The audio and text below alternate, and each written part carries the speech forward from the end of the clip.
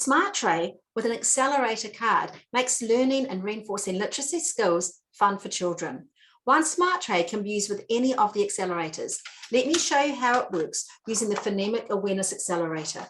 Now, each accelerator box will come with 25 cards. I'm choosing one to reinforce stage 2, hearing initial sounds. So what you do is you take your card and you thread it through the bottom of the tray like this. And then you're going to open the tray up and make sure that that top window is covering the top 2 rows of pictures. Now, you'll need to put the tiles in numeric order, and some students might find that a challenge, so you might have to help them. And now we take off in order, one at a time, and match first sound to first sound. So we've got a pull, put on the puzzle. Number 2 is the milk, put it on the magnet.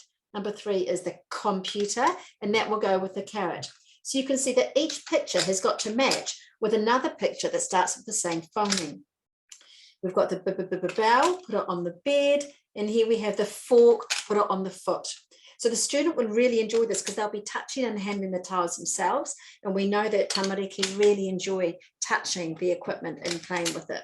Once they finish it, they close the lid, take the card out, turn the card over, and let's have a look. Is it the same? Yes, it is the same. So that means they did it successfully, and I really like that self-monitoring part of it. But if they didn't do it the same, no shame, because they just quickly undo it and do it again, and no one needs to know. In my family, Auntie Yolanda gives you a Smart Tray and the early accelerator card system for your 3rd birthday. And then I give them the other subsequent accelerator card sets for other birthdays and Christmases from then on. And I also, of course, use them as a class teacher for independent group activities or one-on-one, say, with an always funded student.